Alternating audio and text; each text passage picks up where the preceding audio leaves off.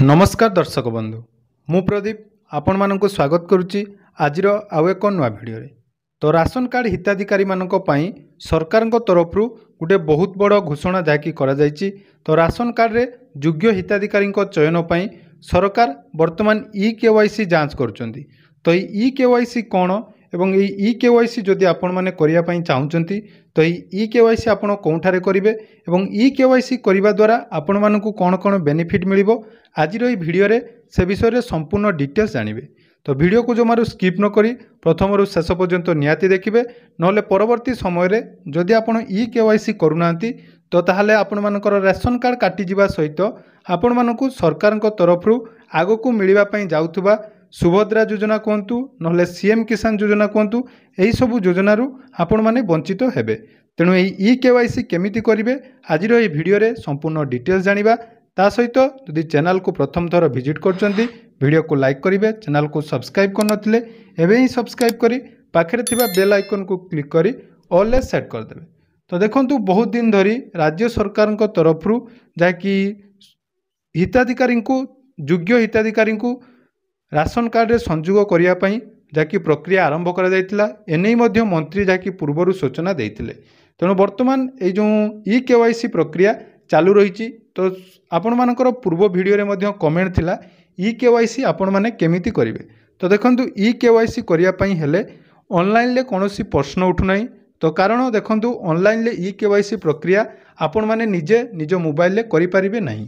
कारण सरकार जो ई केवाईसी प्रक्रिया आरंभ करछंती जो थिरे तांकर योग्य हिताधिकारी को चयन करिया पई बायोमेट्रिक बेसिस रे ई केवाईसी करिया पई पड़िबो। तो ई केवाईसी जाकि ऑलरेडी समस्त डिस्ट्रिक्ट रे आरंभ होई सारलानी एवं आपण मानकर जो नोटिस टी आस्तिला तो ई नोटिस रे जाकि मेंशन करा जायतिला एतो द्वारा राशन कार्डधारी परिवारर समस्त हिताधिकारी अवगति निमंते जणाई दिया जाउछि जे राशन कार्ड रे थिबा समस्त सदस्य मानकर ई केवाईसी कार्य एवं आधार संयोगीकरण द्वारा ऑनलाइन माध्यम रे ईपीओएस मेसीन साहाय्य करा जिवो। तो ईपीओएस मेसीन कौन जानतु जेतेबेले आपण माने राशन सामग्री आनिया पई जाइछंती तो आपण मानकु एमिति गुटे जाकि पाखरे देखिया पई पाउथुबे स्क्रीन ले सेही मेसीन ले आपण मानकर जो फिंगरप्रिंट बा आई स्कैन करा जाय तो सेही भली सेही ईपीओएस मेसीन ले आपण मानकर ई केवाईसी कार्यक्रम